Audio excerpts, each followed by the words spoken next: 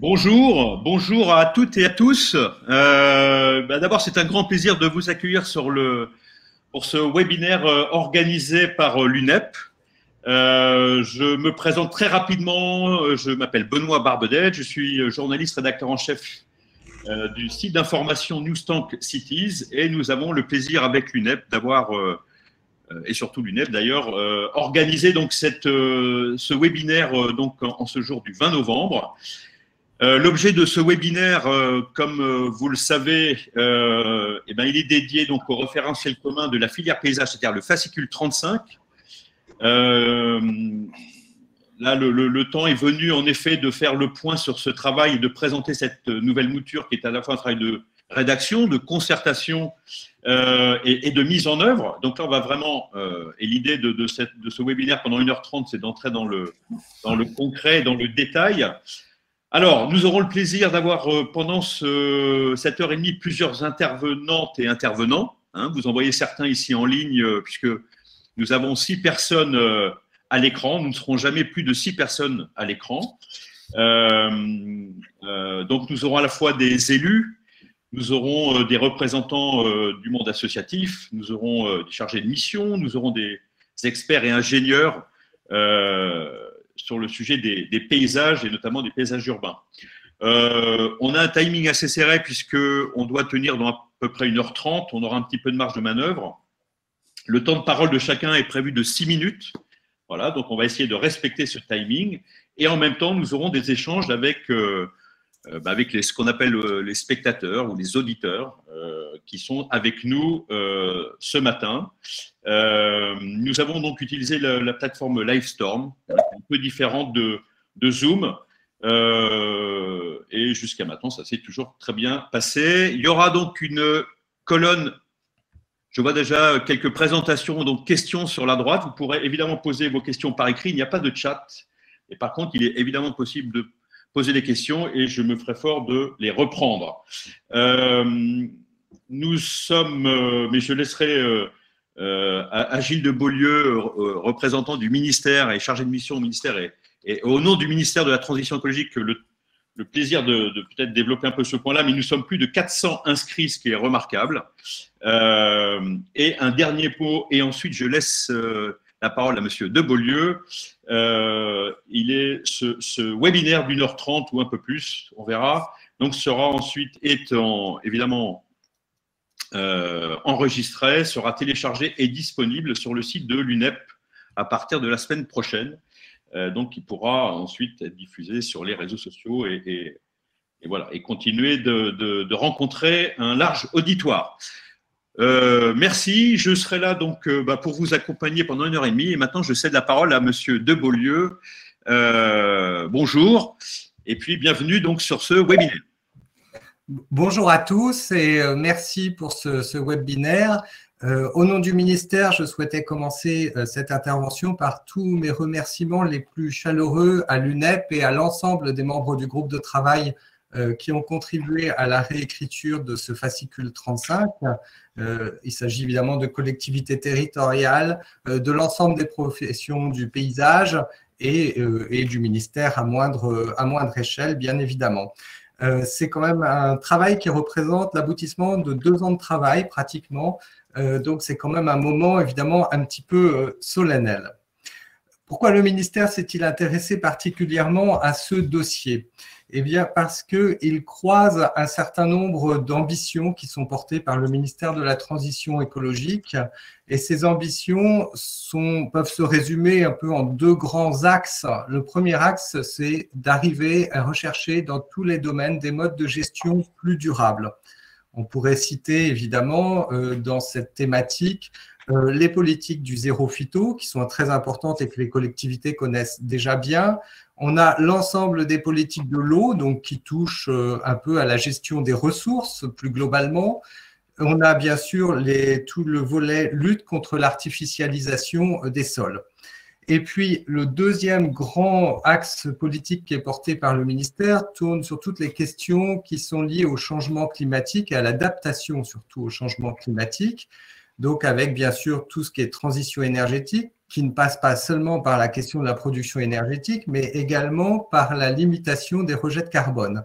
Ce qui, par rapport à notre sujet, évidemment, rejoint la question des sols, qui peuvent être considérés aussi dans des usages multifonctionnels comme des pièges à carbone, la question du végétal qui permet de résorber les points chauds notamment. Vous voyez qu'on est dans une stratégie assez globale et qui vraiment a besoin d'atterrir d'une manière très opérationnelle et dont le point commun est surtout d'aborder vraiment la question et toutes les questions de l'aménagement du territoire sous l'angle des transitions. C'est d'ailleurs le nom du ministère, Transition écologique, hein, donc c'est quand même extrêmement significatif. Mais qui dit transition dit évidemment changement de modèle. Et le groupe de travail qui a élaboré ce nouveau fascicule 35 a justement eu comme ligne de conduite de rechercher en permanence toutes les adaptations positives qui étaient nécessaires pour rompre ou améliorer les pratiques existantes et les adapter mieux aux réalités du monde contemporain et surtout du monde à venir, eu égard à ces transitions que nous allons traiter dans les années qui viennent. La qualité de la collaboration avec l'UNEP et l'ensemble des acteurs de la filière paysage a été vraiment extrêmement grande et je pense qu'elle a reposé sur un socle commun, une exigence commune qui est vraiment une exigence qualitative élevée. Et c'est un petit peu au-delà de la question, des questions techniques qui sont le cœur du fascicule, ça a été un peu la ligne rouge et la ligne constante de notre groupe de travail et des conclusions qu'on a pu apporter ou des réponses qu'on a pu apporter, c'est d'avoir vraiment une vision extrêmement qualitative et une ambition qualitative pour la filière. Donc, c'est vraiment quelque chose qui est à souligner. Cette ambition qualitative, elle a porté sur plusieurs points. Le premier point, c'était sur la méthode, puisqu'il s'agit vraiment d'un travail de co-construction. Comme je le disais, il y a tous les acteurs de la filière qui sont là et qui permet d'avoir vraiment une collaboration très efficace entre le monde administratif, le monde de l'entreprise. Donc, vraiment relier les objectifs politiques aux objectifs économiques aussi, et c'est très important que les deux soient intégrés pour avoir un bon fonctionnement d'une filière. Le deuxième point, c'était sur le fond. Cette exigence qualitative, elle nous a amené à réinterroger toutes les manières de faire avec une très grande ouverture d'esprit qu'on ne peut que saluer et qui, je pense, aboutira à un mieux-disant qualitatif tout à fait important. Et enfin, le troisième point, c'est sur la forme, puisque le fascicule 35, ancienne version, était quand même un petit peu aride, on va dire, alors que la nouvelle version, nous avons constamment recherché à avoir un document qui soit beaucoup plus pédagogique, beaucoup plus utilisable et qui permette aussi d'être un véritable guide pratique pour l'ensemble des acteurs. Du coup, j'insiste vraiment sur un point, c'est que ce fascicule 35, ça n'est pas une refonte. C'est un travail beaucoup plus ambitieux qu'une simple refonte du fascicule. C'est véritablement un travail de réécriture. Ce qui justifie aussi d'avoir aujourd'hui un séminaire d'une telle ampleur, c'est vraiment qu'il y a un changement de pratique et un changement de modèle. Donc vraiment, je vous invite à reconsulter, vous réapproprier ce nouveau document parce qu'il est vraiment extrêmement important. Et je dirais que c'est un document fondateur et qui est aussi un pivot pour l'ensemble des acteurs de la filière et pour vraiment construire ce référentiel commun sur la filière du paysage que nous attendons tous. Et je terminerai en disant que cette intention trouve aujourd'hui finalement une réponse et un écho extrêmement favorable, puisque comme le disait Benoît, nous avons aujourd'hui 424 inscrits, ce qui est quand même un score extrêmement encourageant. Et on voit bien à travers ce chiffre, puisqu'il ne s'agit pas simplement de faire de la statistique, que ce fascicule, il est prêt aujourd'hui à être approprié par l'ensemble des acteurs et on ne peut formuler que le vœu qu'il devienne le document de référence et un document de travail quotidien qui fédérera tout le monde autour de la commande verte. Merci Gilles. Une petite question avant de passer la parole à Madame Krupeninck. Gilles, une petite question. Quand vous avez démarré ce travail d'écriture que vous évoquiez donc il y a quelques mois, voire même c'est 2 ans, je crois à peu près, est-ce que vous pensiez que le cheminement, que vous alliez arriver à ce point où vous en êtes aujourd'hui? C'est-à-dire que est-ce qu'il y a eu plus de travail de prévu ou plus d'évolution sur le qualitatif que vous imaginiez au départ de ce travail de réécriture? Oui, oui, il y a effectivement eu beaucoup plus d'évolution que nous ne le pensions initialement.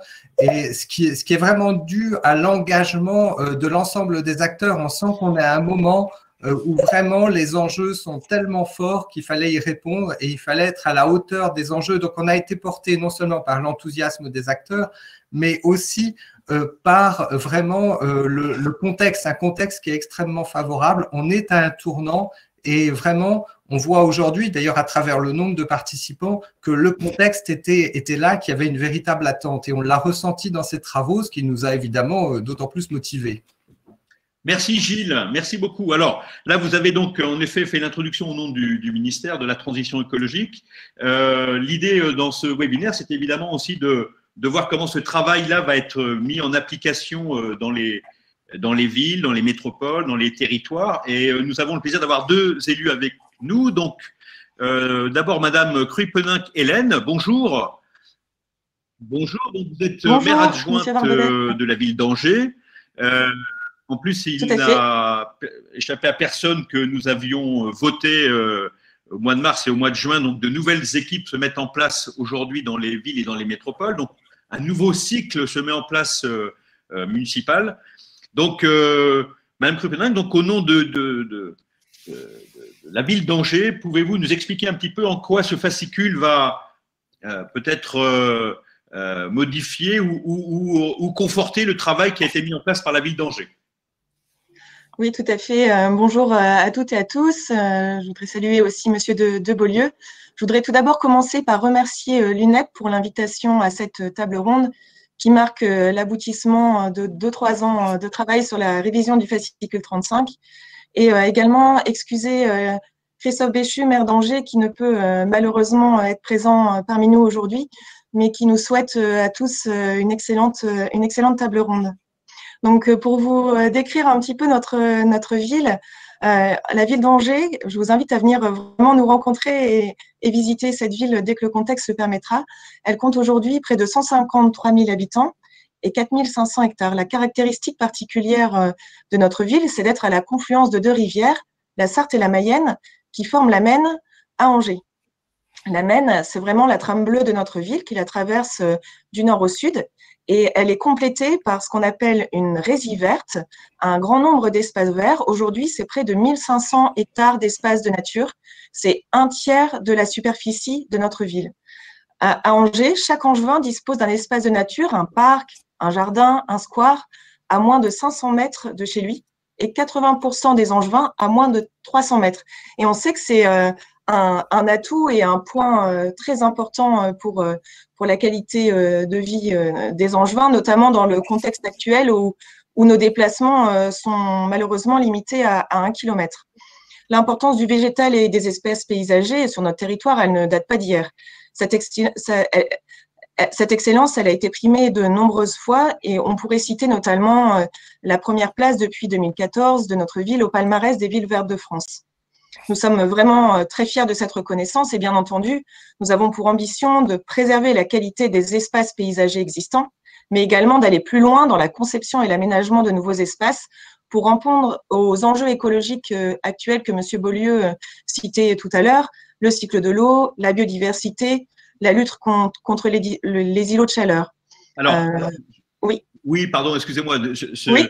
de cette présentation. Donc, en effet, et je crois qu'avec ce nouveau mandat, donc il y a eu les élections municipales donc en 2020, importantes, oui. Et vous avez fixé de nouvelles priorités, en quelque sorte. Oui, tout à fait. Pour donc ce nouveau mandat qui a débuté il y a quelques mois, nous avons pour ambition, pour priorité, de planter 100 000 jeunes plants supplémentaires et 150 arbres supplémentaires par an. Donc ces plantations d'arbres et de jeunes plants, elles répondent, ça s'inscrit dans une vraie stratégie et pour répondre à plusieurs enjeux. Le premier enjeu qui est très important, c'est de limiter l'étalement urbain. de participer au stockage de carbone en créant des coupures vertes, des forêts urbaines. Donc la forêt urbaine du Grésillé, c'est vraiment un exemple. On a entamé cette année la deuxième phase de plantation et à terme, elle comptera 45 000 plants d'arbres, 80 000 arbustes sur 3 hectares. Et puis bien sûr, l'enjeu de ces plantations d'arbres, c'est de lutter contre les îlots de chaleur et de valoriser l'arbre comme marqueur du paysage. Le paysage, c'est vraiment un mot important pour la ville d'Angers. Donc, chaque année, on a engagé des campagnes de plantation d'arbres, 50 arbres signaux qui vont raconter l'histoire de notre ville avec des couleurs et des essences qui vont vraiment marquer le paysage. Et ça sera complété, ou c'est complété, par des plantations d'arbres de rue d'une 50aine par an aussi.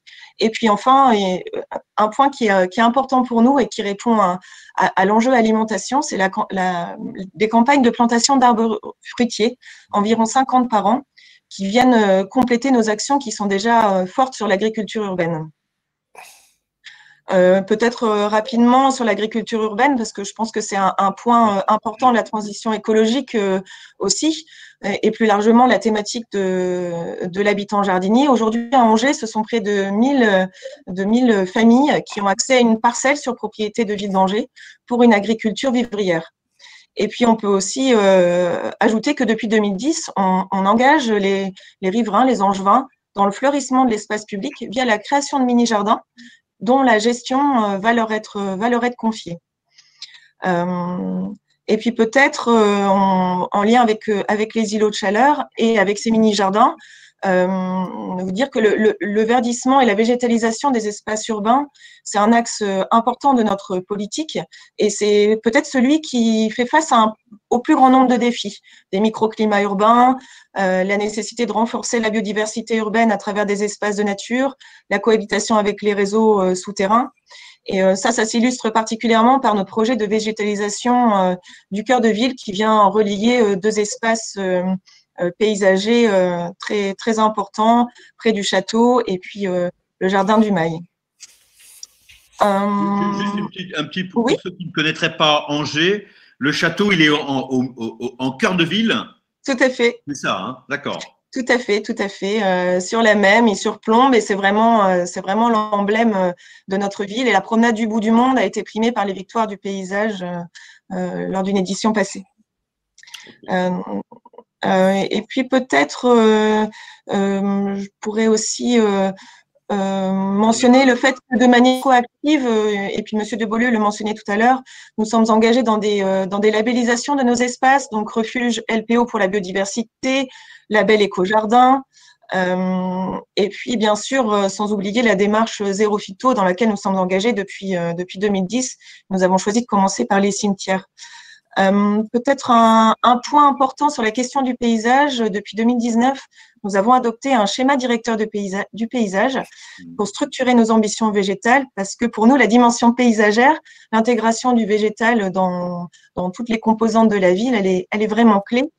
Et peut-être finir par le fait que on voit que les Angevins vraiment sont très sensibles à cette question et qui nous soutiennent au travers des actions qui sont choisies dans le cadre du budget participatif. Et enfin, l'ensemble de ces actions autour du végétal, elles sont nombreuses sur la ville d'Angers. Elles sont rendues possibles, bien sûr, par l'expertise des services de la ville, mais également par l'ensemble des acteurs du végétal. Production végétale, entretien, création des espaces, les entreprises de bureaux d'études, de maîtrise d'œuvre, la maîtrise d'ouvrage. Voilà, c'est avec l'ensemble des acteurs du paysage que nous avançons. Les réseaux professionnels locaux et nationaux, Plantécité et Végépolis notamment, bien sûr les liens avec l'UNEP sont très importants. Et j'en reparlerai peut-être tout à l'heure, mais le fascicule 35, cette révision, cette refonte du fascicule 35, elle est vraiment importante pour nous et elle vient accompagner et soutenir nos ambitions en termes de végétalisation de la ville d'Angers. Merci beaucoup, madame. Vous reprendrez la parole en fin de tout à l'heure, dans 1 heure à peu près environ, pour une petite conclusion. Un grand merci. Alors, là, on va passer de Angers à Lyon. Juste une petite parenthèse, c'est qu'on a déjà beaucoup de questions, et c'est plutôt une bonne nouvelle, et des questions pertinentes et précises. Donc, on fera un petit focus, une petite séquence questions tout à l'heure. Mais là, je vais céder la parole à monsieur donc, Pierre Athanas, qui est donc élu du Grand Lyon. Donc là, on va dans le sud-est d'Angers. Grande métropole lyonnaise, donc nouvelle équipe municipale, nouvelle équipe métropolitaine, et donc nouvelles ambitions, si on peut dire, et nouvelles politiques mises en place dans le Grand Lyon. Monsieur Athanas, à vous la parole. Oui, bonjour à tous. Peut-être juste pour vous présenter la métropole, puisqu'on a un statut qui est unique en France. On est à la fois une intercommunalité, hein, ce qui était la communauté urbaine de Lyon avant, et un département. Et pour la première fois cette année, les conseillers métropolitains ont été élus au suffrage direct. C'est un territoire de 59 communes, 1 400 000 habitants, une superficie de 53 000 hectares, donc 42% de terrains agricoles et de milieux naturels. De fait, nous avons des actions en milieu urbain, et on va les continuer bien entendu. Nous avons également beaucoup en termes de plantation et de végétalisation des espaces ruraux et des milieux naturels. Avec le dérèglement climatique et ces canicules à répétition, ces épisodes de sécheresse devenus récurrents, avec limitation des arrosages dès fin juillet 2 années de suite, nous impose de revoir notre rapport au végétal. Il n'est pour la plupart des grands Lyonnais plus seulement une préoccupation esthétique ou un lieu de divertissement où on emmenait les enfants au square, mais une nécessité pour lutter contre les épisodes de canicule, l'effondrement de la biodiversité, et pour tenter d'enrayer la crise climatique, notamment par la fixation du carbone.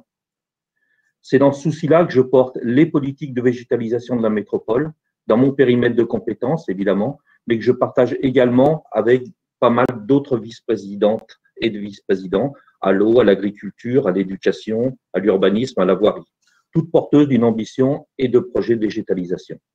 Alors, vous avez souligné le lait, hein, les politiques, hein. Les politiques, oui, parce que je vais y revenir un petit peu, parce qu'il y aura des politiques qu'on va mener sur le territoire métropolitain. On va, avec le plan Canopé, l'élargir aux bailleurs sociaux, aux copropriétés. On va intégrer ça également dans les projets de voirie de façon assez importante. Donc, je vais essayer de reprendre mon texte. J'avais rédigé un petit texte pour être plus clair et moins me perdre dans mes propos. Les projets de désimperméabilisation des sols, c'est 400 hectares qui sont prévus ce mandat. Le réseau Express Vélo, 250 km de véloroutes qui seront intégralement végétalisés, seront autant de façons de mettre en œuvre la végétalisation de façon parfois nouvelle. Afin de créer des îlots de rafraîchissement qui seront autant d'îlots de biodiversité, de lieux de tranquillité pour les habitants, nous allons créer des forêts urbaines de surface variable de 2 à 5 hectares.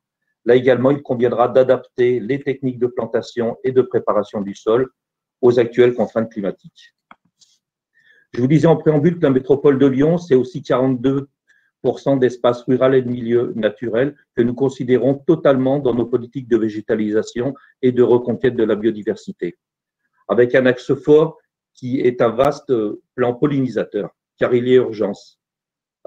Sur le territoire métropolitain, comme sur l'ensemble de l'Europe occidentale, mais également de l'Amérique du Nord ou de l'Océanie, nous avons perdu 80% de nos insectes pollinisateurs. C'est en train d'engendrer, à très court terme, une catastrophe écologique sans précédent. 80% des végétaux de nos régions sont pollinisés par les insectes et 84% des végétaux que nous consommons. Sans eux, plus d'arbres, plus de fleurs ou si peu. Nos enfants et petits-enfants seront condamnés à vivre dans un monde sans forêt, sans fleurs, sans fruits, en ne mangeant plus que du riz ou des céréales qui sont pollinisées par le vent. Nous devons donc agir vite et agir très très vite. En revoyant l'usage des pesticides, bien entendu, mais également en recréant des espaces connectés où les insectes pourront consommer le nectar des fleurs tout en les pollinisant et se reproduire dans autant de variétés de plantes hautes que leur écologie l'impose. Le retour des insectes, ce sera également le retour des oiseaux. On s'aperçoit de façon très très importante de la chute. C'est même plus de la chute, c'est de l'effondrement vraiment des populations d'oiseaux. Nous devons donc nous retrancher. Nous ne pouvons nous retrancher, comme je l'entends trop souvent, derrière la légende urbaine qui voudrait que nos villes soient plus accueillantes que nos campagnes pour les abeilles et les habillons. C'est effectivement localement vrai pour certaines espèces, mais uniquement en quantité et pas en espèces, en diversité. Seules quelques abeilles et bien moins de papillons sont capables d'endurer nos milieux urbains. La biodiversité végétale a besoin d'une vaste diversité de pollinisateurs que les espèces uniquement urbaines ou capables de vivre en milieu urbain ne pourraient assurer. Si nous voulons enrayer l'effondrement des populations d'insectes pollinisateurs, il nous faudra agir sur l'ensemble du territoire, y compris et surtout en milieu rural. Là aussi, il nous faudra utiliser des techniques de semis ou de plantation adaptées et plus encore des modes de gestion. Broyer les prairies en laissant pourrir les rémanents sur place, c'est perdre 80% des capacités d'accueil des prairies. Nombre d'abeilles ou de guêpes nichent au sol. C'est également appauvrir de façon importante la palette végétale de ces prairies en ne privilégiant que les espèces nitrophiles. Nous devons réinventer la fauche avec exportation du foin. Ces plantations au milieu rural doivent également être un élément fort pour travailler sur des végétaux du cru, que ce soit pour les espèces sauvages, et j'en profite pour saluer chaudement la création du label végétal local, que ce soit pour la conservation de variétés locales d'arbres et d'arbustes fruitiers. Ainsi, la protection des pollinisateurs sera également un moyen de conservation des variétés en voie de disparition. Tout cela dans un contexte économique et social très affecté par l'interminable crise sanitaire que nous traversons. Pour que nos ambitieuses politiques de végétalisation ne deviennent pas que d'utopiques rêves d'écolos, nous devons plus que jamais travailler en rationalisant au mieux nos chantiers, certainement en adaptant nos principes de plantation et en envisageant dès le départ, dès la phase projet, la gestion qui en sera faite plus tard. C'est donc avec un intérêt réel et un certain soulagement que je vois arriver ce nouveau fascicule 35 qui nous permettra d'avoir des cadres méthodologiques clairs et adaptés à ces enjeux et permettre une mise en œuvre de ces politiques au travers de la commande publique. Pour en finir avec mon intervention, un peu longue, je voudrais saluer l'effort engagé par le ministère et par tous les acteurs de la filière du paysage pour le travail réalisé pour ce nouveau fascicule 35 qui permettra de clarifier et d'actualiser les règles techniques qui doivent permettre de réaliser des travaux de renaturation en ville et en village pour des paysages plus qualitatifs et plus durables. Merci à tous. Merci, monsieur Athanase. Non, non, pas trop long du tout. On est dans les temps. C'est parfait. J'ai répété avant, c'est pour ça. Non, c'est très bien. Le son est très bien. Alors, beaucoup de questions. Je remercie Jennifer d'ailleurs d'y répondre. Merci Jennifer de répondre à beaucoup de questions qui arrivent là.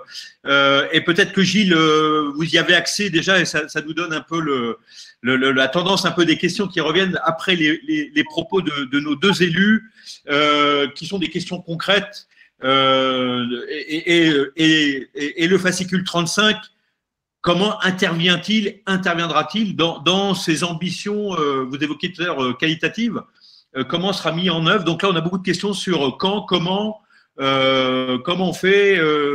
Voilà, à vous Gilles. Merci de me passer la parole. Effectivement, les questions sont tout à fait intéressantes puisqu'elles posent la question du comment. Et précisément, l'ambition du fascicule 35, c'est d'arriver à relier très concrètement la stratégie à l'opérationnel. On vient voir avec les exposés de Madame Kupenas et de Monsieur Athanase deux projets qui ont vraiment une dimension politique, qui sont basés sur le végétal. Et beaucoup de collectivités, en fait, souhaiteraient s'engager, on le sent bien, dans cette voie-là, mais avec une hésitation parce que c'est vrai qu'entre l'intention et la réalisation concrète, il y a un gap qui est un gap important. Et ce gap, le fascicule 35, s'il est réussi, si j'ose dire, il doit permettre de le combler en donnant finalement le chaînon manquant entre la définition du projet politique et la mise en œuvre. On a évoqué évidemment tous les grands enjeux qui sont portés, les enjeux de la transition, la zéro artificialisation, etc., dans les différentes interventions. Alors, quelques exemples très concrets, comment le fascicule va fonctionner. Sur la zéro phyto, par exemple, si on prend ce sujet, nous avons beaucoup débattu au cours des travaux sur la meilleure manière de prendre le problème à la racine. Et finalement, la question, l'énoncé qui permet d'arriver à une politique zéro phyto la plus efficace possible est simple. Il s'agit en fait d'avoir les végétaux qui sont les plus adaptés aux conditions édaphiques dans lesquelles ils vont être implantés. Donc, Pierre Athanase a évoqué les végétaux locaux, etc. Mais ça engage aussi toutes les conditions de production derrière d'une filière, des pépinières françaises, etc.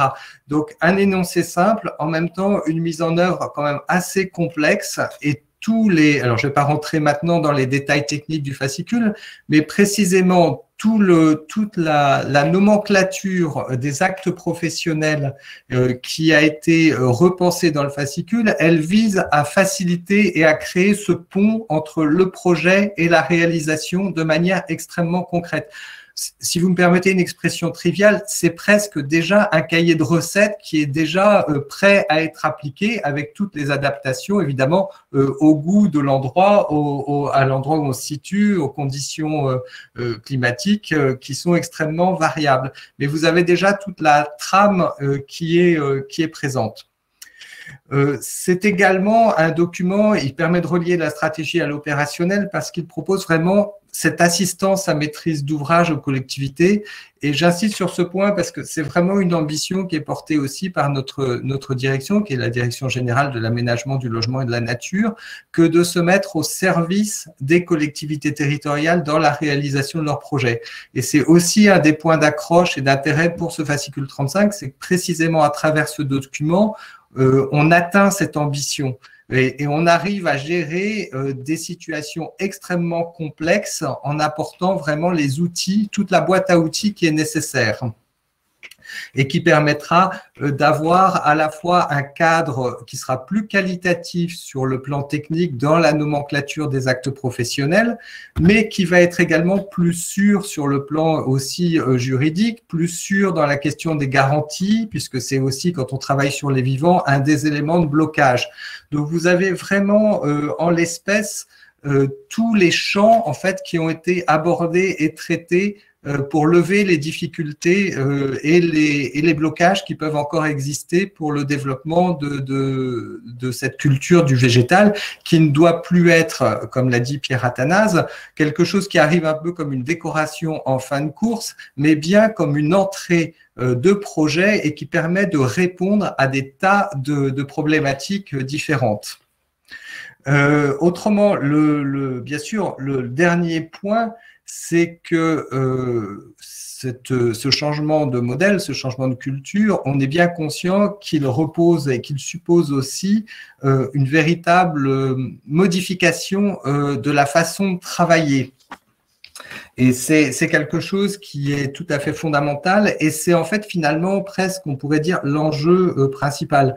Si vous me permettez de faire un petit détour vers les plans de paysage que je porte, qui sont vraiment une culture de projet. La culture de projet réussit quand on a une modification des habitudes de travail.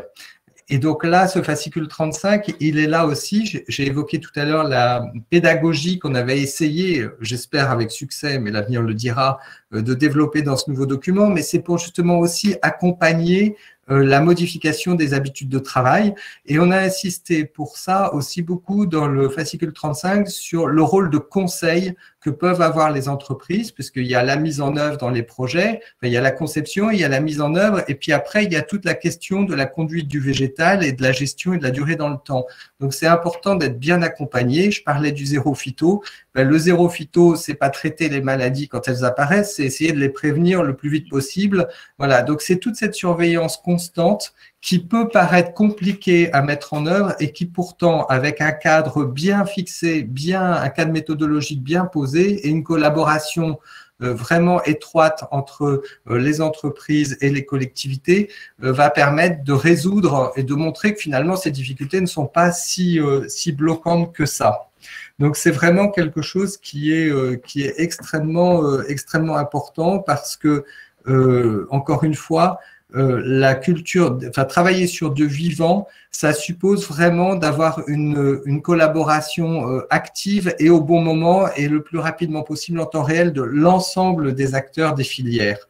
Et c'est vraiment aussi ça, c'est pas seulement une question de marché public, c'est aussi comment on orchestre en fait la complémentarité des compétences autour du végétal. Voilà ce que l'ambition finalement qui a été portée à travers le fascicule 35 et pourquoi on vous incite encore une fois évidemment à vous en emparer et à l'utiliser.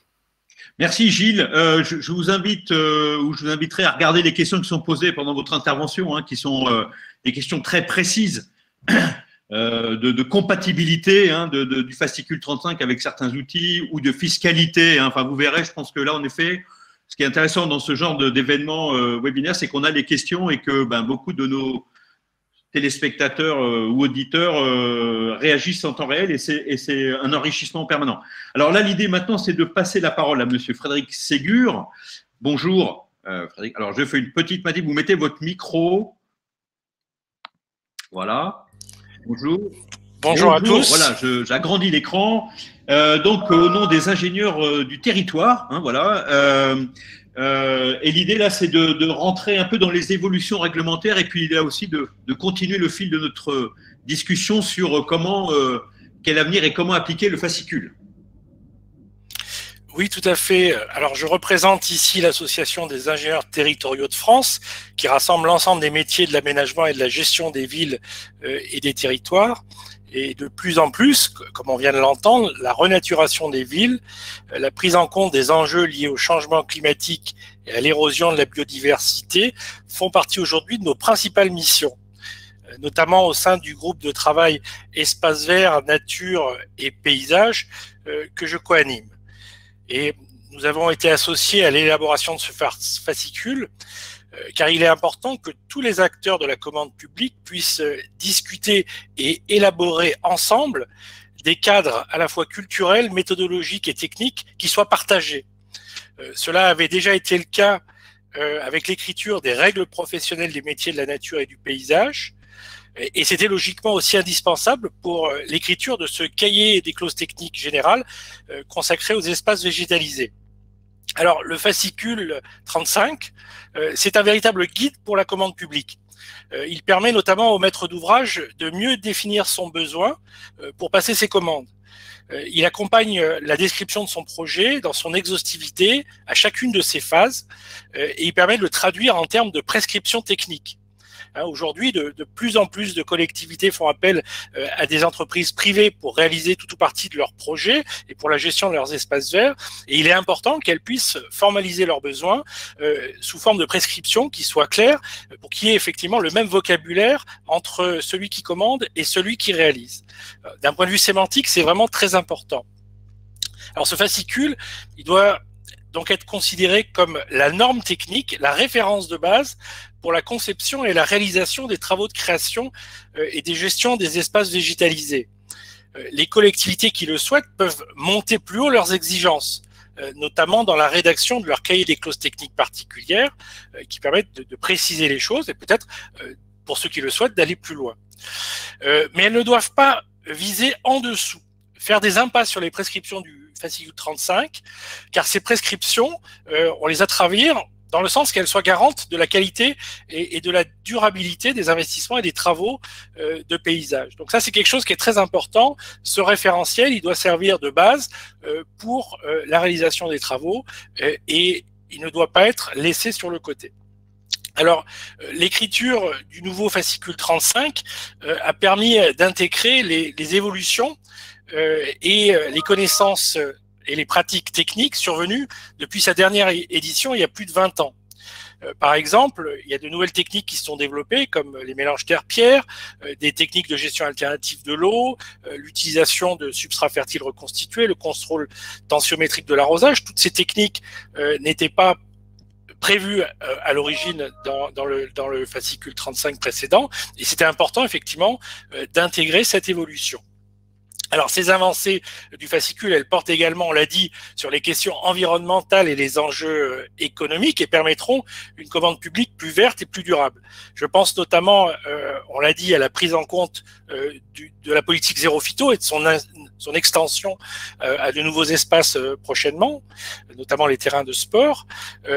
Ça porte également sur les enjeux liés à la gestion alternative de l'eau, à la gestion des espaces labellisés éco-jardins et puis à la prise en compte effectivement des ensembles de ces enjeux écologiques.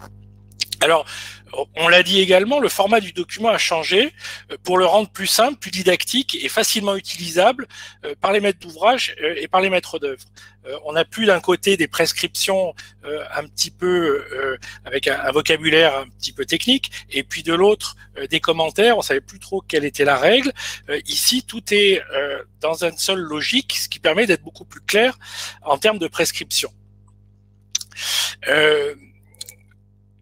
Voilà. Juste si vous nous parliez un peu du format, parce que là on parle d'un document qu'on n'a pas vu, hein, qu'on n'a pas, y compris sur la forme d'ailleurs. Comment il est ce document? Eh bien, ce document, il décrit l'ensemble des phases d'un projet de plantation et de la gestion des espaces verts par chapitre, mais en essayant à chaque fois d'expliquer le contenu avec ce qui est possible de faire et ce qui est souhaitable de réaliser. Et je pense que c'est très important ce que l'on fait aujourd'hui, parce qu'effectivement, pour être appliqué, ce fascicule, il doit d'abord être connu. Et donc, il doit être présenté et expliqué aux acteurs qui doivent l'utiliser. Et nous préparons avec le Centre national de la fonction publique territoriale un webinaire pour mieux faire connaître cet outil et ses évolutions, notamment pour les agents des collectivités, mais il sera ouvert aussi à tous les autres utilisateurs potentiels du fascicule. Donc cette formation se déroulera en janvier prochain en visio sur la e-communauté nature et environnement du CNFPT, et nous ferons passer les invitations à l'ensemble des réseaux qui ont participé à l'élaboration de ce fascicule. Et enfin, pour finir, je dirais que ces nouvelles règles et préconisations techniques, elles doivent être reprises dans les référentiels des formations professionnelles de notre filière, mais aussi dans les référentiels des qualifications des métiers du paysage. Qualipaysage, qui est l'organisme paritaire qui décerne les qualifications des entreprises du paysage, travaille d'ailleurs actuellement à l'intégration de ces exigences politiques et techniques dans la constitution de nouveaux labels qui accompagneront cette évolution qualitative souhaitée de nos métiers. Donc, en conclusion, je dirais que ce nouveau fascicule 35, c'est une véritable avancée pour notre filière, mais aussi pour la qualité de notre cadre de vie à tous. Alors, je prends juste une question là que je vois arriver. Mais peut-être vous n'aurez pas la réponse. Hein, et après, on passera la parole à Monsieur Jean-Pierre Guénaud d'Ortis. Mais là, j'ai une question qui est est-ce qu'on pourrait au moins avoir le sommaire? Alors, je pense, je parle sous couvert de Gilles, que le document va être très rapidement en ligne et que tous les utilisateurs potentiels pourront voir le sommaire et le contenu, parce que c'est ça qui est important. Très bien. Bon, Gilles, on vous redonnera la parole tout à l'heure sur le sujet, peut-être dans les conclusions. Merci, merci beaucoup, Frédéric. Alors maintenant, je passe la parole à Jean-Pierre. Donc, je vais mettre en bonjour, Jean-Pierre. Alors, donc pour l'association Ortis, également, contributeur et très actif sur la réalisation de ce nouveau fascicule, de cette nouvelle mouture. Un petit mot déjà pour le dérouler. Est-ce que tout ce que vous avez entendu, tout ce qui a été dit ce matin va dans le droit fil du travail qui a été réalisé depuis plusieurs mois? Oui, bonjour Benoît, bonjour à tous. Oui, absolument. Je confirme évidemment tout ce qui vient d'être dit. Ortis a participé avec beaucoup d'intérêt, de plaisir dans ce travail ensemble. Alors, je vais revenir sur certains points, peut-être compléter si je le peux. Probablement quelques mots apparaîtront un peu comme redondants, mais à ce stade, c'est un petit peu inévitable. Je vais en tout cas tâcher de compléter. Ortis, très brièvement, hein, c'est l'association des responsables d'espaces nature en ville. Il s'agit de plus de 600 membres à travers toute la France. Majoritairement, ce sont synthétiquement des chefs de service espaces verts, hein, en tout cas des responsables qui sont engagés dans la conception et la gestion des éléments de nature et du patrimoine vert qui composent les milieux urbains. Nous sommes donc très impliqués dans l'ensemble de la filière et nous comptons plusieurs collaborations avec chacun des acteurs. Ce sont des collaborations régulières, pas souvent bipartites, C'est plus rare, en vérité, de partager plus globalement un travail réunissant véritablement toutes les parties. Et ce travail, je veux le dire, ça apparaît comme un très très bel exemple de ce qui peut être produit autour d'un objectif commun, fondé par des convictions et valeurs communes. Cela a été un petit peu effleuré, mais je veux insister sur ces convictions que nous partageons et ces valeurs. Donc, nous avons travaillé ensemble depuis en effet de nombreux mois et nous remplaçons donc par conséquent le fascicule de 99. Alors, j'ai noté que celui-ci remplaçait celui de 1978. Alors, c'est amusant parce qu'il semble qu'un délai de 21 ans soit la règle pour repenser le dispositif. Alors, je ne sais pas ce qui se passera s'il faudra attendre 2041. Ce serait bien présomptueux. Ce que je peux dire, c'est que nous serons et nous sommes désormais plus que jamais attentifs à toutes ces évolutions, à tous ces nouveaux enjeux. Ce sont des enjeux dont nos pratiques de travail, d'ailleurs, les anticipent parfois. Ça fut le cas, je peux le rappeler, pour la loi Labbé. Il faut quand même préciser que c'est aussi à la lumière de pratiques référentes, et là, pour le coup, on peut citer en premier lieu la ville d'Angers, qui, avec d'autres villes, a largement anticipé sur la mise en œuvre du zéro phyto, et donc a de ce fait préfiguré cette évolution fondamentale. Alors, les enjeux donc effectivement ont été présentés ce matin, je n'y reviens pas. Ce que nous savons, c'est que les donneurs d'ordre, ils ont une responsabilité dans le cadre d'une commande publique qui doit être qualitative et permettre d'atteindre un certain nombre d'objectifs. Alors, on le sait, n'importe quel formateur qui intervient dans le domaine des marchés publics le dit, la réalisation d'un marché, c'est l'expression d'un besoin. Et si bien que les clauses techniques sont précisément les éléments structurants de la définition des besoins. Donc le CCTG, c'est un outil majeur et notamment pour les collectivités qui ne disposent pas forcément d'une ingénierie solide. Cela a été dit par mon camarade Frédéric Ségur. Donc c'est une aide essentielle qui est là proposée. Alors ce fascicule, il est particulier, Gilles de Beaulieu l'a dit, il touche au domaine du vivant. C'est un domaine complexe où plusieurs éléments doivent être considérés pour produire véritablement un projet durable. Alors, nous sommes effectivement, le fascicule 99 sur ce plan-là présentait des points évidemment très obsolètes et souvent lacunaires. Donc le nouveau fascicule, il est bâti pour faciliter et renforcer le dialogue. Ça a été dit tout à l'heure, je le redis ici, un dialogue entre les différents acteurs qui sont impliqués dans les projets. Il a vocation, en effet, ça a été rappelé, à éviter les conflits, les contentieux, et donc se prémunir contre les risques juridiques et financiers. Il s'appuie à cet effet sur la mise en place d'un cadre technique solide qui décompose les pièces techniques et financières, et c'est ainsi que chaque prestation sera ainsi détaillée dans un poste de prix spécifique.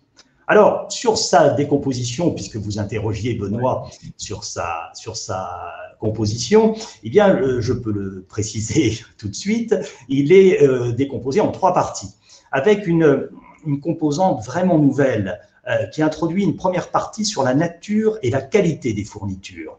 Et dans ce chapitre-là, il y sera question des sols. On sait qu'il y a un enjeu majeur de préservation des sols dans les milieux urbains.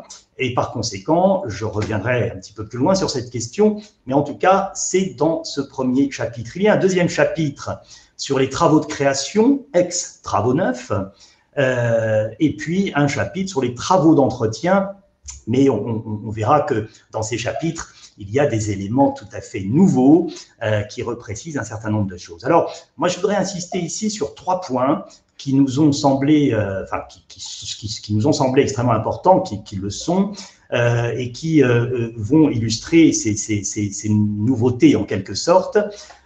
D'une part, les travaux de finalisation, post-plantation, l'anticipation des coûts d'entretien, et la question qui a été évoquée ce matin par Gilles de Beaulieu dans son introduction sur le zéro artificialisation des sols.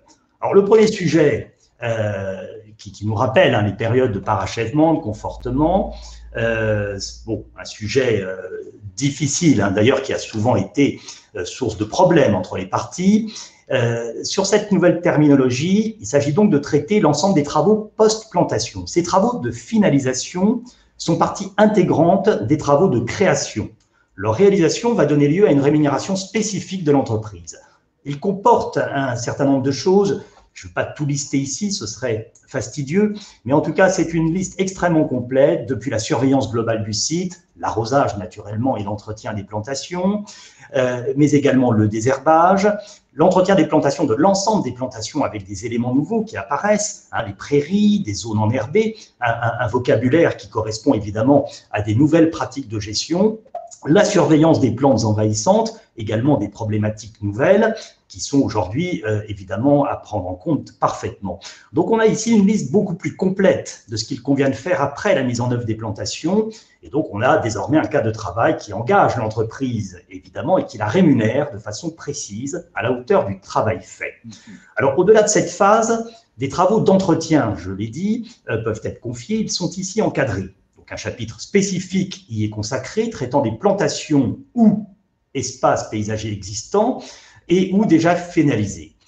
Leur définition est établie en fonction du projet d'origine et de la destination de l'aménagement. C'est ça qui est extrêmement important, c'est-à-dire qu'à la connaissance des usages s'ajoute la recherche d'une économie des ressources et la préservation de la biodiversité, privilégiant par là même un mode de gestion différencié. Donc on est bien ici dans une traduction opérationnelle d'un certain nombre d'orientations stratégiques. Toutes les spécifications techniques s'appuient sur des pratiques vertueuses, par exemple avec le paillage, le désherbage.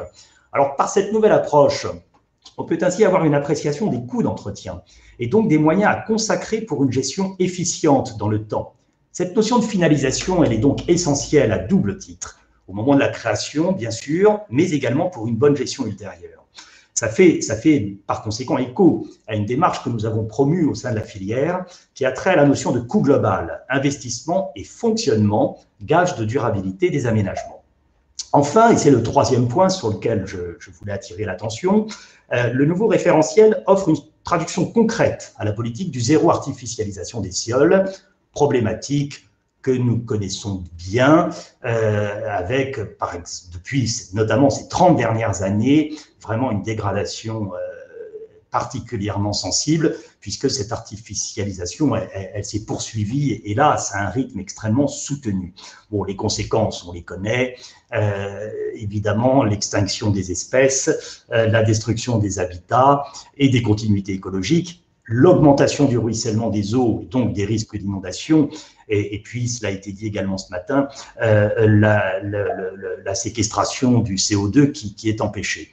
Alors, compte tenu de l'ampleur de ce phénomène et de ses effets, le plan biodiversité qui est présenté par le gouvernement a fixé un objectif de zéro artificialisation nette.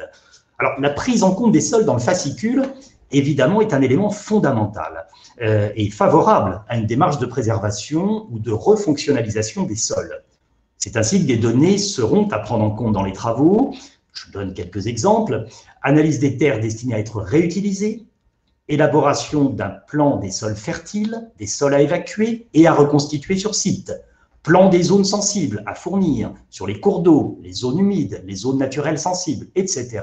Donc la démarche, elle est à rapprocher de la séquence ERC d'une certaine façon, éviter, réduire, compenser, hein, c'est-à-dire préserver les sols existants, valoriser les matériaux en place pour refonctionnaliser les sols et en dernier recours, en tout dernier recours, importer de la terre végétale. En conclusion, je ne veux pas être plus long, je pense que mon temps va être dépassé, risque d'être dépassé, il l'est déjà. Le fascicule apparaît vraiment comme un outil majeur à effet de construire une commande publique en phase avec les enjeux actuels et adaptée au contexte dans lequel elle prend place, en privilégiant, par exemple, les essences adaptées au sol, au climat et à leur utilisation. Voilà.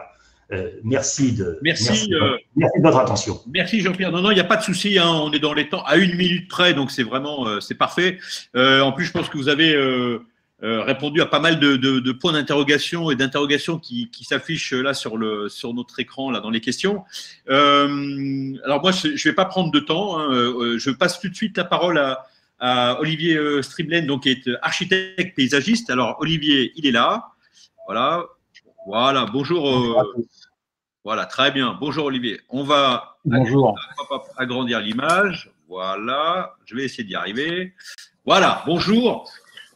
Bonjour Benoît.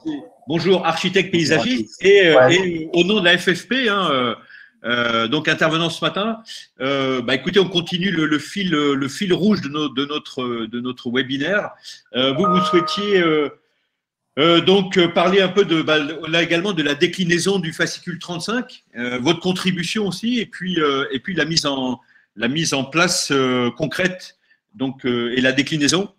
Oui, donc effectivement, alors je représente la FFP dans le groupe de travail, c'est-à-dire les paysagistes concepteurs. J'ai vu passer des questions sur le sujet.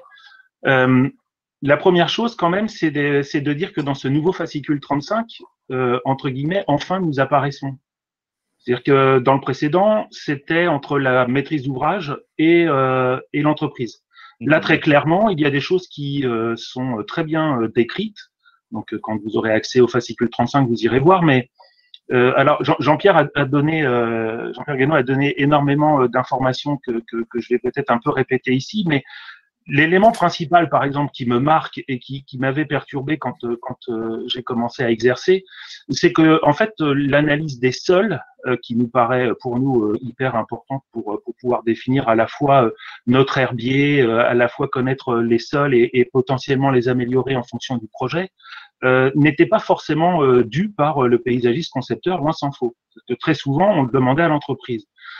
Or, connaître la nature du sol, comme connaître le climat, c'est juste la base quand même pour pouvoir dessiner et concevoir, créer nos espaces. Donc ça, typiquement, par exemple, dans le nouveau fascicule 35, c'est un élément que le paysagiste concepteur, le maître d'œuvre, devra fournir. Ça veut dire que dans notre mission de maîtrise d'œuvre, c'est un élément que nous devons prendre en compte et réaliser. Ça, pour moi, ça change énormément.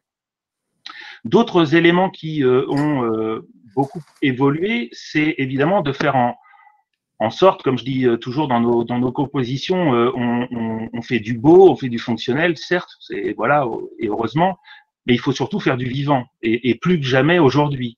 Donc vous l'avez déjà entendu avec tous les intervenants précédents, vous l'entendrez encore, mais dans l'ensemble du fascicule 35, c'est ce qui a vraiment guidé la refonte et l'écriture de l'ensemble de l'ouvrage. Avec, par exemple, donc j'en parlais des sols, donc faire en sorte que l'on puisse travailler plus avec les sols en place et non pas, en tout cas, limiter les imports et limiter les exports, de pouvoir retravailler les sols sur place en respect du sol, du vivant présent dans le sol. Travailler également au niveau des herbiers sur l'approche végétale, évidemment en fonction des sols et du climat. Pas simplement parce que c'est beau que le concepteur ou le maître d'ouvrage décide de mettre tel ou tel arbre. Tout ça toujours pour travailler, encore une fois, dans le vivant. Et un des éléments hyper importants dans la filière paysage, c'est la partie entretien. C'est-à-dire que même si on dessine, on conçoit, on compose l'espace le mieux possible, il n'empêche que si derrière l'entretien dans les 2, 3, 4 et même plus tard 10 et 15 années qui suivent la livraison de l'espace, si ça n'est pas fait clairement, si c'est pas défini clairement, finalement on aboutit à quelque chose qui risque d'être moins vivant, qui correspondra pas à l'image et à la composition voulue par toutes les parties. Tout ceci se retrouve être décrit en partie dans le fascicule 35, qui, je le répète ici, ne sont pas des règles professionnelles. Hein. Il y a le fascicule 35 et il y a les règles professionnelles. Là, on prend appui et ça permet, entre autres, à la maîtrise d'ouvrage de guider son appel d'offres, d'avoir un maximum d'éléments que le paysagiste concepteur aura mis dans son appel d'offres, entre autres avec des lignes dans les DPGF, les bordereaux de prix, qui permettent réellement aux entreprises d'y mettre le prix qui correspond en face de la prestation qui est demandée, entre autres, par exemple, sur l'entretien. Alors, sur l'entretien, l'autre élément aussi qui me revient à l'esprit par rapport à ce que disait Jean-Pierre, effectivement, le paysagiste concepteur devra fournir, comme toujours, les plans de fosse, mais maintenant également les plans d'entretien avec la gestion différenciée des espaces. tous ces éléments qui ne sont pas que des mots n'existaient pas dans le fascicule précédent et aujourd'hui, tous ces éléments-là sont réintroduits dans ce nouveau fascicule. Une question qui arrive là, qui visiblement vous est destinée, enfin, est-il précisé dans le fascicule que le paysagiste concepteur doit avoir une mission sur ce temps de l'entretien des végétaux et pas seulement l'entreprise qui réalise les plantations? Ouais, ça on en parle effectivement en préambule. Ça fait partie de la maîtrise d'œuvre, oui, tout à fait. Donc ce sont des éléments qu'on peut maintenant. C'est pour ça aussi, comme je le disais au début de mon propos, le fait que le paysagiste concepteur rentre enfin, moi je le dis comme ça, c'est très clairement décrit, que la maîtrise d'œuvre et le paysagiste concepteur rentrent enfin dans ce fascicule 35, ça fait bien prendre conscience aussi à certains maîtres d'ouvrage.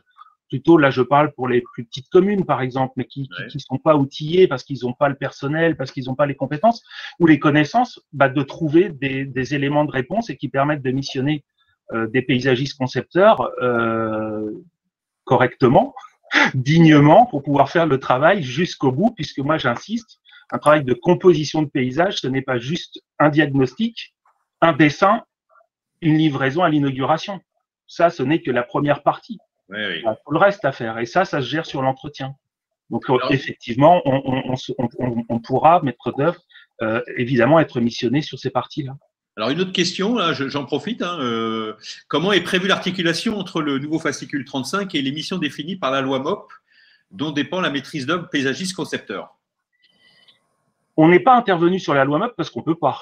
De toute façon, c'est un autre problème. Alors, l'articulation. Oui. En fait, l'articulation, elle est peut-être plus liée, si je peux me permettre, dans la réponse quant à la rémunération des paysagistes concepteurs.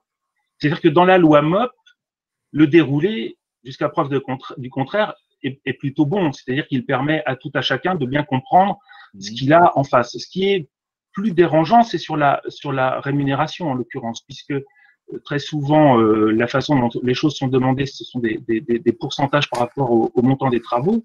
Ouais. Et si je peux me permettre, peut-être que parfois certains confrères ou même certaines commandes publiques, on parlait d'arrêter l'artificialisation des sols. Il faut savoir quand même que pour un paysagiste concepteur, de dessiner une surface minérale ou de dessiner une surface engazonnée, pour prendre les choses très simplement, c'est le même temps sur le travail à produire.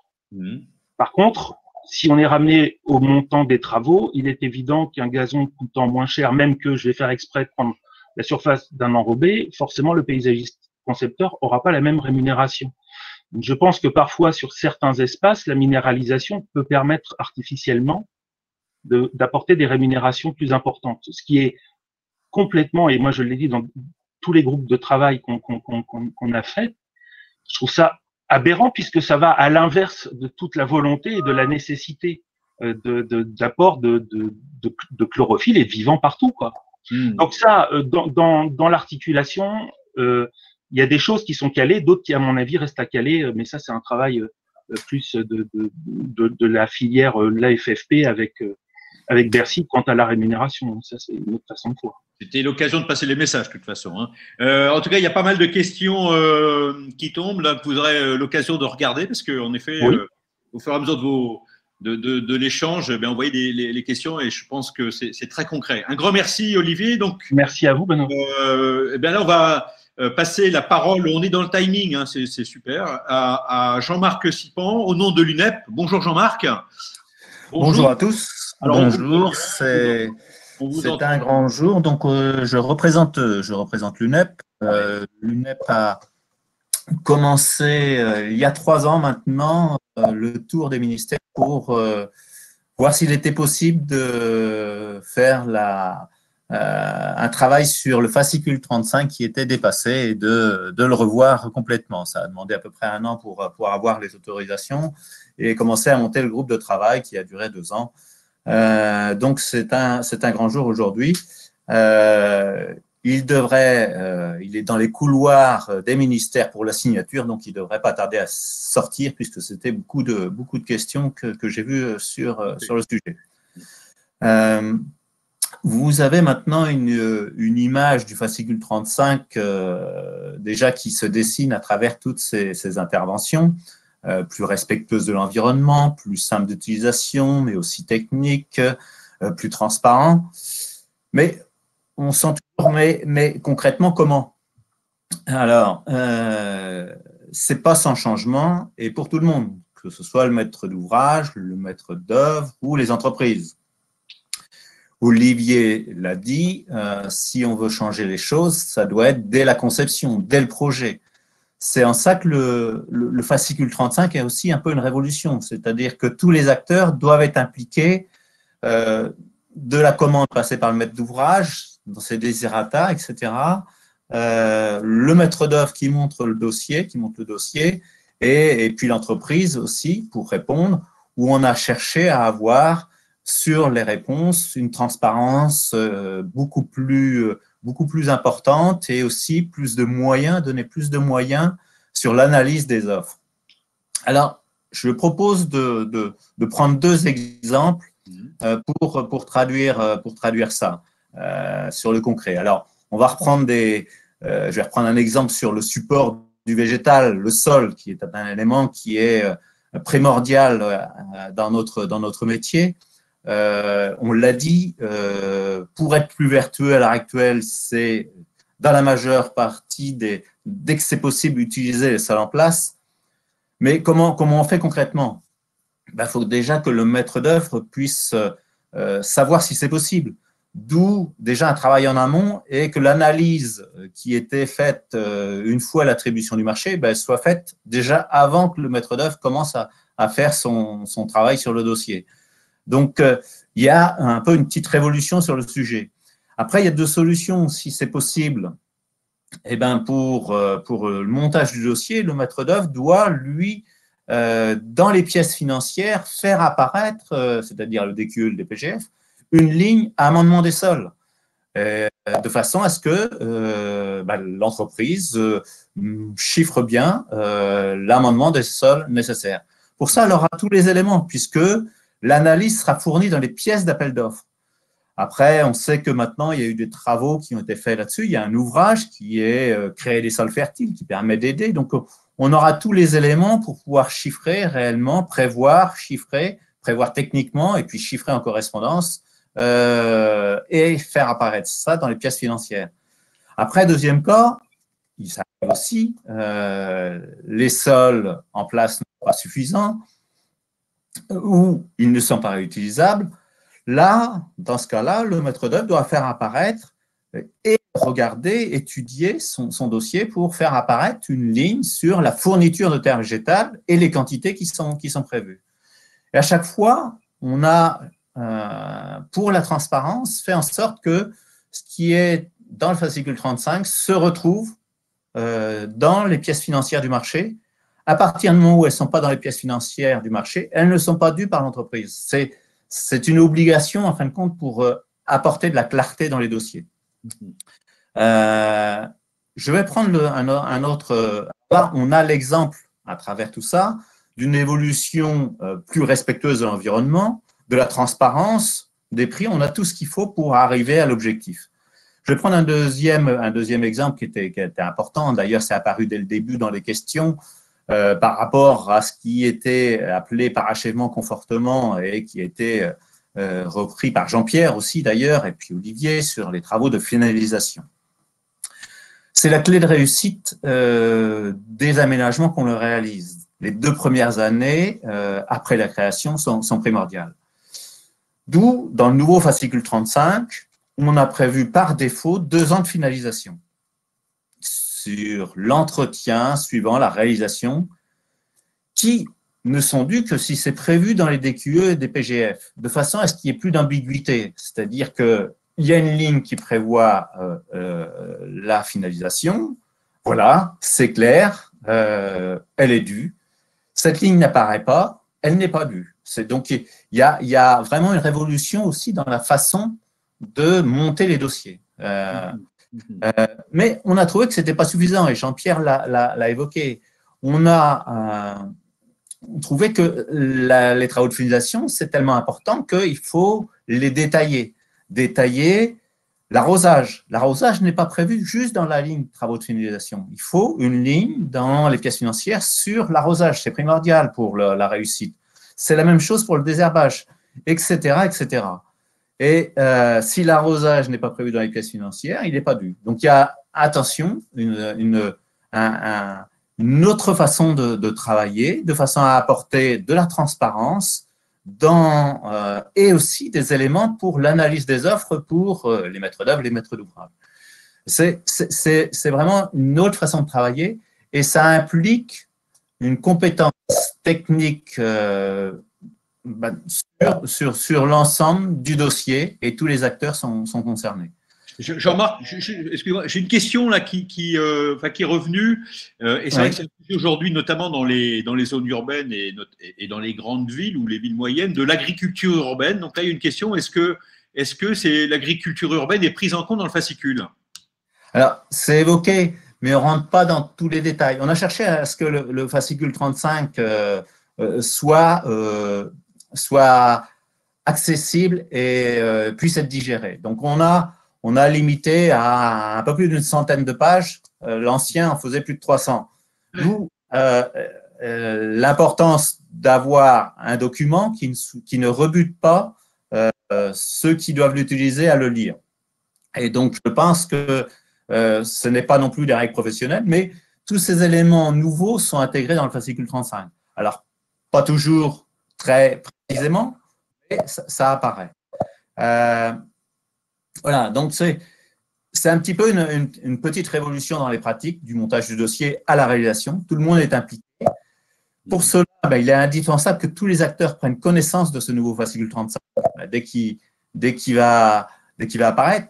Je ne vous l'ai pas dit, mais dans la petite révolution concernant le fascicule 35, ça concerne aussi la réception. Mais là, je ne vais pas vous en dire plus. Mon temps va être arrivé, je pense, bientôt. Et on va lire le fascicule pour en savoir plus. Voilà. Je tiens quand même à remercier, et Gilles l'a fait au départ, sur tous les intervenants au groupe de travail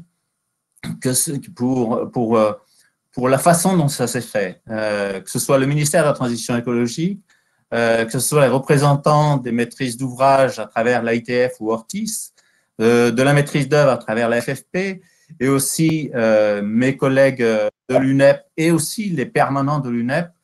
Tout ce travail a été fait dans un esprit d'équipe soudée. L'objectif était commun et vers un objectif d'une évolution encore plus vertueuse des aménagements paysagers. Voilà. Merci Jean-Marc. On est dans les temps, super. On est bien, à 1 minute près. Écoutez, c'est parfait. Merci beaucoup. D'ailleurs, il y a une question probablement d'un des adhérents de l'UNEP. Est-ce que l'UNEP diffusera le fascicule 35? Évidemment que oui. Oui, il sera sur le site. Il y a un lien d'ailleurs qui était dans le webinaire. Évidemment, il n'est pas sorti, on ne peut pas le mettre sur le site. Dès qu'il est sorti, il sera sur le site et il sera accessible à tout le monde. Merci, voilà. Merci Jean-Marc. Alors là, l'idée, c'est de redonner la parole à Madame Krupenin, qu'à Angers. Là, ça fait maintenant presque 1h15 qu'on est tous ensemble et que notre webinaire avance. Et je pense qu'on en sait beaucoup plus aujourd'hui, maintenant, sur le fascicule 35 qu'à 10h. Là, avec vous, on va revenir aux politiques. Finalement, on parlait tout à l'heure de valeurs, de convictions, mais c'est aussi, dans les villes, il y a des projets politiques, il y a des lignes politiques. Donc, la traduction finalement de cet outil en trajectoire ou en projet politique, vous la retrouvez dans les différents échanges qu'on a entendus ce matin? Oui, tout à fait. Je pense qu'il y a des mots-clés que j'ai entendus ce matin qui sont importants pour nous. C'est par exemple les mots-clés comme vocabulaire commun. C'est indispensable pour nous. À Angers, c'est pratiquement un marché public porté par la direction Parc, Jardin et Paysages par semaine, sans compter les marchés qui vont être lancés par notre aménageur local Alter. Donc, c'est vraiment un outil qui est indispensable pour nous pour venir compléter, enrichir les expertises internes à la direction Parc, Jardin et Paysages. Et pour nous, cette question de vocabulaire commun, elle est clé et de minimum requis. elle est clé. Ça nous permet de travailler avec des entreprises qui vont aussi pouvoir travailler sur un socle commun avec d'autres collectivités locales, avec d'autres acteurs, s'enrichir de leur expertise, la construire avec d'autres acteurs et venir enrichir et compléter l'expertise des services de la ville et nous permettre d'avancer sur des thématiques de biodiversité, d'une meilleure gestion de l'eau, de végétalisation dans des espaces qui sont complexes. Donc oui, cet outil, le fascicule 35, pour nous, c'est vraiment un outil clé et on est vraiment ravis, on l'accueille favorablement, le fait qu'il reflète un plus grand nombre d'intervenants sur cette question de la nature en ville et aussi qu'il permette de refléter les enjeux et les techniques actuelles. Ça, pour nous, c'est primordial. Pour vous aujourd'hui sur Angers, si on prend le cas d'Angers, vous avez tout à l'heure dans votre introduction expliqué les priorités du mandat 2020-2026. Oui. Aujourd'hui, dans ces priorités-là, il y a des incontournables qui répondent à ces enjeux-là, par exemple. Je pense que par exemple, de biodiversité, végétalisation. Oui. La biodiversité, bien sûr, c'est un enjeu clé pour les années à venir. Il y a déjà beaucoup d'actions qui ont été enclenchées. On citait tout à l'heure la démarche Zéro Phyto, dans laquelle Angers est engagé depuis 2010 et qui a généralisé en 2014. Bon, ça, c'est vraiment une mesure forte en faveur de la biodiversité, mais maintenant, il est nécessaire de poursuivre ce travail en faveur de la biodiversité et ça passe aussi par cette construction, ce développement d'une résille verte ou en tout cas d'espaces de végétalisation, d'espaces verts, d'espaces de nature qui vont être propices à cette biodiversité avec un maillage qui permet à la biodiversité, notamment à la faune aussi, de pouvoir circuler dans la ville. Merci beaucoup. Merci. Alors l'idée, merci madame. L'idée c'était aussi d'avoir un échange. On a parlé de marchés publics, mais il est important aussi de parler aussi des marchés privés. Et là, l'idée, c'est d'évoquer ce que le fascicule 35 en termes de marché privé ouvre. Et donc là, je donne la parole. Alors, normalement, j'avais Frédéric Ségur et Olivier Striblen sur le sujet. Je ne sais pas s'ils sont avec nous. Avant de passer la parole à Benoît et Régis, mais dans quelques minutes. Là, l'idée, c'était de marcher plus sur les parties marchés privés. Aujourd'hui, donc, on a parlé marché public. Qu'en est-il? Quid des marchés privés? Et il y a beaucoup de questions, d'ailleurs, sur la rémunération des entreprises. C'est un des points qui revient beaucoup sur le temps passé et sur les enjeux. Voilà. Qui prend la parole? Frédéric ou Olivier? Vas-y, Frédéric.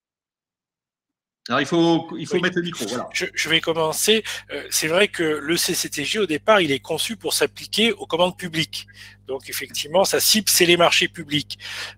Mais les acteurs dans les villes, on s'aperçoit que de plus en plus d'aménagements paysagers sont réalisés par des aménageurs privés.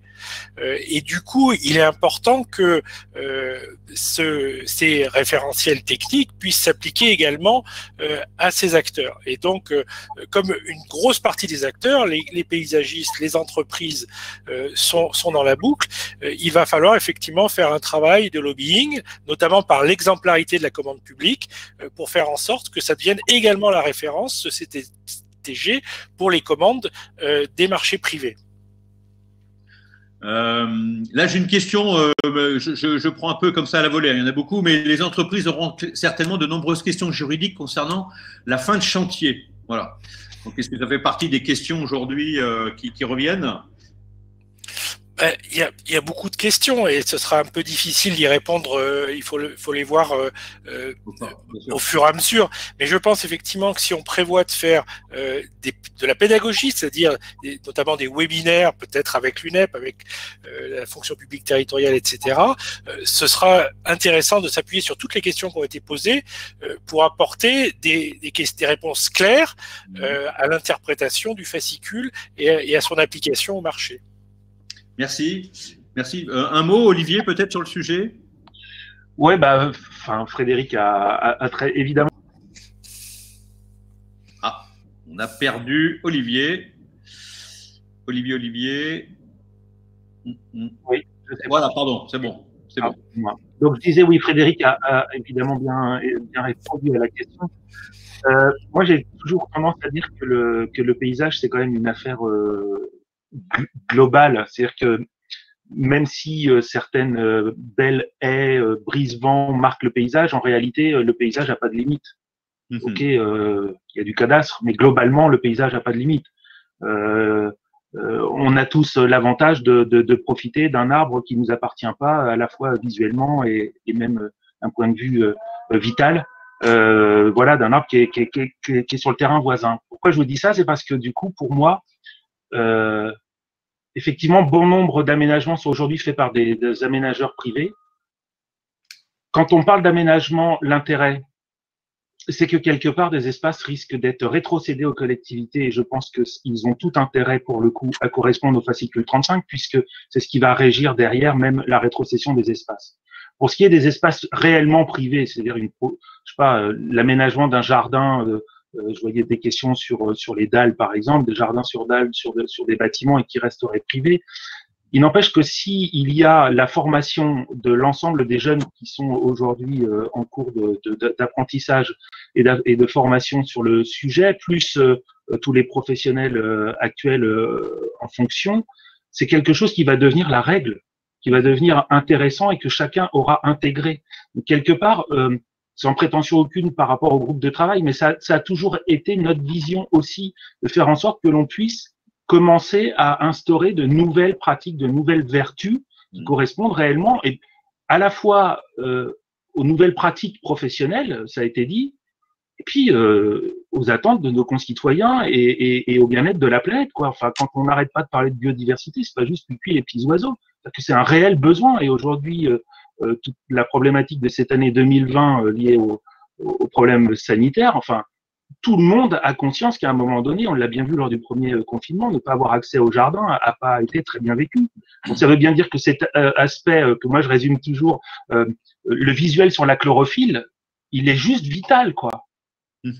Et ça, si ça, la façon dont ça a été rédigé, on peut en faire prendre conscience à la plus grande partie des acteurs du paysage au sens très large, y compris les promoteurs, pas toujours facile, il n'empêche que forcément on va finir par aboutir parce qu'il va y avoir un effet de boule de neige. Dernière chose par rapport à des questions que j'ai vues par rapport entre autres à l'entretien, je voudrais juste réinsister sur un point, ça a été déjà dit par Jean-Marc ou par Jean-Pierre, mais ou même Frédéric, mais au niveau de l'entretien, il y a des lignes à renseigner d'un point de vue prix. Donc après, lorsque nous allons, maître d'œuvre, analyser, charge à nous aussi de faire prendre conscience au maître d'ouvrage que celui qui aura mis le prix le plus bas est pas sans doute celui qui va réellement faire l'entretien et permettre de pérenniser les espaces qui nous ont confiés pour en faire la composition et qu'ils ont décidé de mettre au profit de l'ensemble des administrés.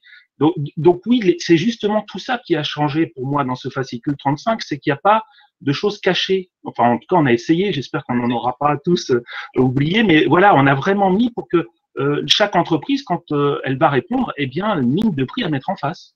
Et ça me paraît essentiel et une vraie révolution. Merci Olivier. Alors, on est presque au terme de notre événement. Il est 11h23. C'est super parce qu'on a tenu le timing. Il nous reste 2 interventions où là, on va parler formation, enseignement, pédagogie avec Benoît Brissinger et Régis Triolet.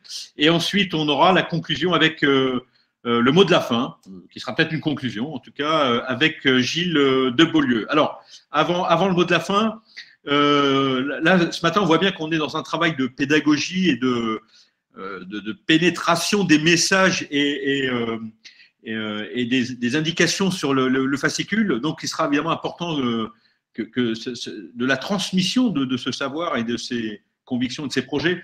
Alors, Benoît, un mot peut-être sur la partie, la formation, l'enseignement. On vous voit, on ne vous voit plus. On vous voit. Bonjour à tous. Bonjour à tous. Et on vous entend. Voilà, super. Merci de me donner la parole. Bravo à tous ces animateurs et bravo à tous ceux qui ont participé à cet ouvrage ou à ce guide de la commande publique et privée, j'insiste, et privée, et qui est le prolongement pour moi des règles pro.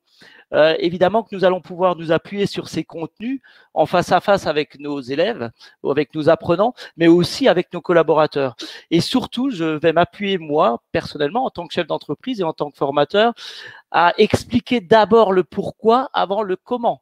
Et c'est des arguments, je vais les prendre dans ce fascicule 35 et puis également dans les règles pro que j'ai eu l'occasion de croiser pendant 7 ans. Il nous a fallu 7 ans et maintenant 2 ans pour le fascicule. Eh bien, moi, je trouve que ça, c'est extraordinaire, hein, parce que dans les CFA, dans les CFPPA, dans les MFR, dans les écoles d'ingénieurs, eh bien, on va faire en sorte que finalement, ils seront à même de mettre en œuvre tout ce dont on vient de discuter sur nos chantiers et sur les chantiers, que ce soit public ou dans une ville ou dans un petit village. C'est pour moi exactement pareil.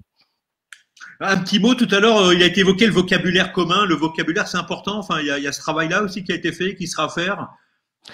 Alors, c'est ça. Oui, c'est ça qui était très riche, c'est qu'en fait, ils ont impliqué, enfin, le groupe de travail a impliqué et à la fois des gens de terrain, un peu comme moi, des gens très pragmatiques, et puis aussi des gens très intellectuellement au-dessus de tout ça. Et finalement, on a réussi à gérer tout ça et à faire de façon à ce que ce soit un fascicule très clair. Comme Jean-Marc l'a dit, c'était en 1978 quand même. Quand je montre à mes élèves et que je leur dis, vous voyez, on travaille avec des choses de 1978. Je peux vous dire qu'il y a des rires énorme dans la salle de classe. Et quand on dit qu'aujourd'hui on a simplifié, et Jean-Marc l'a aussi dit très justement, au lieu d'un fascicule qui faisait 300-400 pages, incompréhensible par personne, eh bien aujourd'hui il est très concentré et franchement très facile à lire. Merci Benoît. Régis. Oui, bonjour. On vous entend. Oui, très bien. Donc, moi, je vous remercie là, de m'avoir invité dans ce collectif et bravo encore à tout ce qui a été mis en œuvre. Moi, en quelques mots, hein, pour rester succinct, je suis donc Régis Triolet, je représente le ministère de l'Agriculture pour l'enseignement agricole, public-privé. Donc, ce que je peux vous transmettre comme information, c'est ce réseau que j'anime, c'est un réseau qui réunit plus de 800 enseignants formateurs, public-privé, qui sont eux au quotidien au contact. Là, je refaisais le point là pour septembre au niveau des rentrées scolaires. On est avec plus de 13 000, alors c'est 13 000 élèves, filière horticulture et paysage, puisque j'anime les deux réseaux pour les deux métiers. Et spécifiquement pour le paysage, là, on est à 5 500 élèves étudiants hein, qui sont face à ce réseau d'enseignants formateurs. Alors, concernant donc ce fascicule 35, ben, je vous avoue qu'il était temps hein, pour nous, hein, parce que les enseignants depuis 78, je peux quand même préciser que heureusement que les règles professionnelles sont arrivées avec un travail collaboratif hein, pour les permettre d'avoir des supports pédagogiques plus en phase avec l'actualité. Et nous, on s'inscrit pleinement là dans la mise en œuvre et le déploiement. Pourquoi? Parce que l'enseignement agricole s'inscrit dans un processus qui est enseigné à produire autrement. Et dans cette démarche-là, qui est le plan numéro 2, qui fait écho au plan national Transition agroécologique pour la France de Stéphane Le Foll, en 2014. Et là, donc, mobilisation générale. Et comment ça se passe? Ben, concrètement, c'est les enseignants qui vont être destinataires à titre individuel du fascicule 35. Et le réseau que j'anime met en place un portail où toutes les ressources actualisées sont en diffusion régulière et avec des séminaires et des colloques pour aller ensemble, notamment avec nos partenaires professionnels. Et je remercie encore l'UNEP d'organiser ce type de webinaire. On se retrouvera bien sûr dans nos rencontres annuelles pour avancer ensemble et permettre à nos futurs professionnels qui sortent de nos écoles, je pense aussi à l'enseignement supérieur, on ne les oublie pas, pour co-construire ensemble cette transition, pour pouvoir mettre en œuvre ces nouveaux procédés et une nouvelle façon de penser aussi la gestion et l'entretien de nos espaces qui concernent tous nos citoyens. Voilà. Et on espère que les rencontres annuelles que vous évoquez se feront en présentiel. Voilà. Je vous remercie. Donc, la prochaine, c'est l'école du Breuil, justement. Donc, on sera sur Paris et je ferai une diffusion nationale, mais on aura aussi des relais en webinaire qui vont suivre cette rencontre qui a lieu donc en février prochain. D'accord. Merci beaucoup. Merci beaucoup. On est 11h29, c'est parfait. Est-ce que Gilles est avec nous? Gilles de Beaulieu. Voilà, Gilles. Voilà, merci. Bon, bah, écoutez, c'est à vous, après 1h30 d'échange, même pas de débat, hein, d'échange et de comment dire, de propos de grande qualité, c'est à vous de faire le mot de la fin. Alors, peut-être pas la synthèse, hein, ça serait peut-être compliqué, mais en tout cas, le mot de la fin qui est toujours important. Et puis, un peu votre, comment dire, votre avis sur ce qui a été dit, ce qui a été échangé ce matin. Alors, c'est compliqué de faire le mot de la fin sur des débats très riches. Alors déjà, avant ça, il y a eu beaucoup de questions sur la date de sortie du fascicule. Le fascicule est entièrement validé, en fait. On n'attend plus que l'arrêté de Bercy qui va permettre de lui donner évidemment sa légitimité. Il est en cours de signature. On a simplement été retardé à cause du contexte sanitaire actuel, mais sa publication interviendra dans les semaines qui viennent. Et il sera disponible notamment sur le site de l'INEP et en version téléchargeable, gratuite, puisque j'ai vu poser la question aussi de la condition financière de son accessibilité. Voilà déjà l'information qui était importante. Sur le mot de la fin, eh bien, que dire si ce n'est que finalement ce fascicule introduit une révolution. Cette révolution, finalement, elle réside, me semble-t-il, principalement dans la capacité à relier l'ensemble des acteurs pour développer une véritable culture du vivant. Quand je dis l'ensemble des acteurs, c'est à la fois l'échelon politique et son corollaire qui est le volet technique. C'est dans la gestion du projet, c'est de mieux relier dans le projet la conception, la mise en œuvre et l'entretien. C'est également dans la question des marchés publics, c'est d'avoir un équilibre entre la définition de la prestation et un juste prix. Et je pense que cet aspect économique, il est extrêmement important et ça a été un des points d'ailleurs dont on a beaucoup débattu dans la réécriture du fascicule. Et puis au-delà de ça, et c'est le sens de la dernière intervention qu'on vient avoir, c'est aussi d'arriver à relier on pourrait dire les anciennes générations ou les générations actuelles de professionnels du paysage avec les générations montantes. Donc vraiment, je pense que une politique durable, c'est une politique qui a la capacité à s'ancrer de manière harmonieuse entre tous les acteurs et avec cette capacité à justement avoir un élément de dialogue commun et qui permet de mobiliser toutes les forces au service d'une politique et en l'occurrence au service d'une culture du vivant. Donc c'est vraiment un objectif qui est on ne peut plus noble et ambitieux. Et je dirais avec le fascicule 35, quelque part on espère vous avoir armé et je dirais de manière un peu triviale maintenant à l'attaque en fait. Merci Gilles. Alors en tout cas beaucoup de messages de remerciements, hein. C'est vraiment beaucoup de personnes, je vois les messages vraiment satisfaites et vraiment d'avoir écouté ce qui a été dit ce matin et d'être 1h30 après plus riche et plus voilà, merci pour ce travail dans l'attente de lire le document, bravo à tous. Moi-même un grand merci en tout cas à toutes et à tous. Nous sommes vraiment dans le temps, il est 11h32.